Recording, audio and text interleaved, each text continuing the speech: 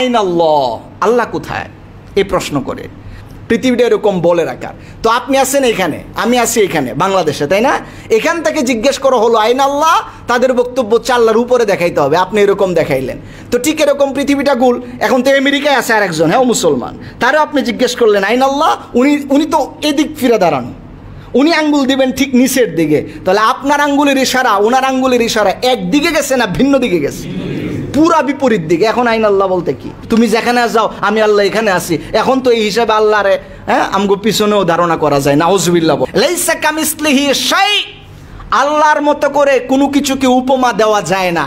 আমরা এভাবে বলতে পারি না আল্লাহ চেয়ারের মধ্যে এরকম বসছেন, হ্যাঁ, মানুষ যেরকম বসে, এগুলো বলা হারাম, এগুলো বলা যাবে না। আল্লাহ পাক বলছেন সুম্মাস্তাওয়া আলাল আরশ, আল্লাহ পাক তারপরে আরশের মধ্যে ইস্তাওয়া হয়েছেন। কেউ কেউ এই ইস্তাওয়ার অর্থ করে আল্লাহ পাক আরশে সমাসীন হয়েছেন। মানে আল্লাহ পাক আরশ বলতে কুরসি, কুরসি বলতে চেয়ার, চেয়ার বলতে মনে হয় এরকম একটা পা আছে, এরপরে হাতা আছে, আল্লাহ মনে হয় এরকম হাতটা থুয়ে বইছেন। নাউজুবিল্লাহ পড়ে। এইভাবে আল্লাহকে ধারণা করা যায় না। অনেকেই বলে আইন আল্লাহ, আল্লাহ কোথায় এই প্রশ্ন করে। যদি আপনি বলেন যে আল্লাহ তো ঠিক কিভাবে আছে, কোথায় আছে আমরা জানি না, কিন্তু আল্লাহ পাক আছেন, তখন তারা এই আয়াত উপস্থাপন করে, আরে বলেন কি? আল্লাহ পাক বলছেন সুম্মাস্তাওয়া আলাল আরশ, অথবা আর রহমানু আলাল আরশ ইস্তাওয়া, আল্লাহ পাক তো আরশের উপরে সমাসীন হয়েছেন। এই সমাসীনের অর্থ, ইস্তাওয়ার অর্থ যে বসেছেন, এটা তারা করেন। অথচ এই অর্থটা যে কি হবে এটার প্রকৃত অর্থ কে জানেন? আল্লাহ। একটা শব্দের অর্থ একরকম হয় না, ইস্তাওয়ার অর্থ এক এক জায়গায় এক এক রকম হয়। ইস্তাওয়া অর্থ ক্ষমতা, আধিপত্য গ্রহণ করা। ইস্তাওয়া অর্থ হচ্ছে কোনো একটা জিনিসের উপরে তার ক্ষমতার প্রভাব ফেলা। এখানে আল্লাহ পাক আর রহমান আলাল আরশ ইস্তাওয়া, আল্লাহ আরশের উপরে ইস্তাওয়া হয়েছেন। আমরা এতটুকুনই বলি, সর্বোচ্চ বললে এটা বলতে পারি আল্লাহ পাক আরশের উপরে ইস্তাওয়া হয়েছেন, মানে তার ক্ষমতার আধিপত্য বিস্তার করেছেন। সুবহানাল্লাহ। কারণ হলো এই, আমরা যদি বলি যে আল্লাহ পাক আরশেই সমাসীন হয়েছেন, বোঝা যায় আল্লাহ পাককে আরশের মধ্যে না বসাইলে আর অন্য কোথাও বসানোর জায়গা পাচ্ছেন না, চেয়ারের মধ্যেই বোধহয় আল্লাহর বসতে হয়। অথচ যেদিন আরশ সৃষ্টি হয় নাই, কুরসি সৃষ্টি হয় নাই, লৌহ কলম সৃষ্টি হয় নাই, ওই দিনেও আল্লাহর অস্তিত্ব ছিল না? ছিল না। ওই দিন কোন চেয়ারে বসছেন? তাহলে বোঝা গেল কুরসিতে বসাটা আল্লাহর জন্য মুখাপেক্ষিতা নয়।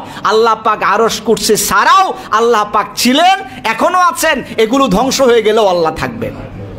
এজন্য ইমামে আজম আবু হানিফা, আমাদের আহলুস সুন্নাহ ওয়াল জামাতের আকীদায় আমরা স্পষ্ট দলিল হিসাবে বলি, ওয়াহুয়া মাহফুযুন আনিল জিহাতি সিত্তে।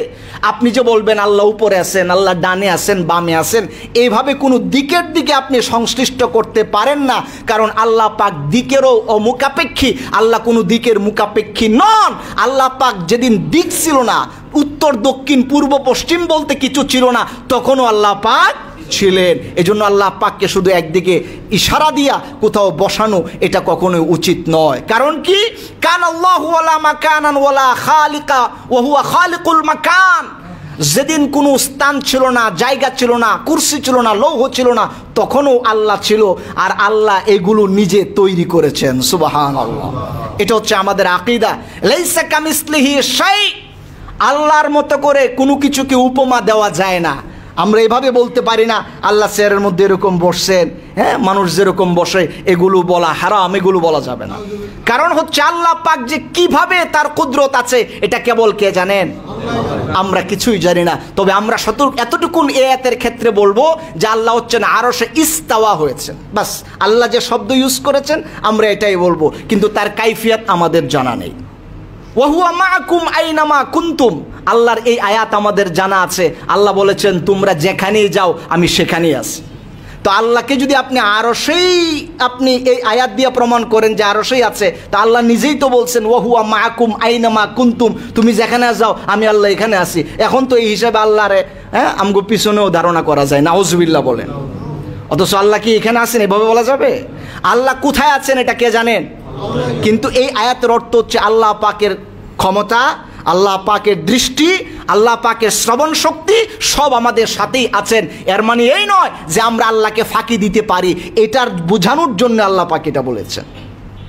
আমার প্রিয় ভাইরা, এজন্য আমরা আল্লাহকে একটা হাদিস দিয়ে তারা বলতে চায় যে একজনকে বলা হয়েছিল আইন আল্লাহ, আল্লাহ কোথায়, তখন উনি আঙ্গুল দিয়ে এরকম ইশারা করেছিলেন।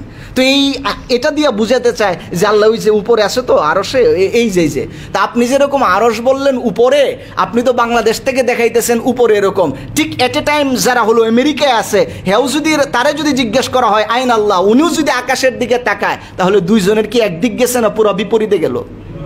আমার কথা মনে হয় বুঝেন না আপনারা। পৃথিবীটা তো গোলাকাশ, তাই না? পৃথিবীটা এরকম বলের আকার। তো আপনি আছেন এখানে, আমি আছি এখানে বাংলাদেশে, তাই না? এখান থেকে জিজ্ঞেস করা হলো আইন আল্লাহ, তাদের বক্তব্য আল্লাহর উপরে দেখাইতে হবে, আপনি এরকম দেখাইলেন। তো ঠিক এরকম পৃথিবীটা গোল। এখন তো আমেরিকায় আছে আরেকজন, হ্যাঁ মুসলমান, তারও আপনি জিজ্ঞেস করলেন আইন আল্লাহ, উনি তো এদিক ফিরে দাঁড়ানো, উনি আঙ্গুল দিবেন ঠিক নিচের দিকে, তাহলে আপনার আঙ্গুলের ইশারা ওনার আঙ্গুলের ইশারা একদিকে গেছে না ভিন্ন দিকে গেছে? পুরা বিপরীত দিকে। এখন আইন আল্লাহ বলতে কি? আসলে আল্লাহ পাক আছেন এটাই আমরা শুধু ইঙ্গিত করতে পারি, কিন্তু আমারই ঠিক উপরে আমারই ঠিক নিচে এইভাবে বলা উচিত নয়। রব্বে কারিম আছেন, কারণ দিক যেদিন তৈরি হয় নাই এর আগেও রব ছিলেন। আল্লাহু আকবার বলেন। আমার প্রিয় মুসল্লিয়ানে কেরাম, এজন্য আমরা আল্লাহ পাকের আকীদার ক্ষেত্রে আমাদের আকীদাগুলোকে স্পষ্ট করতে হবে।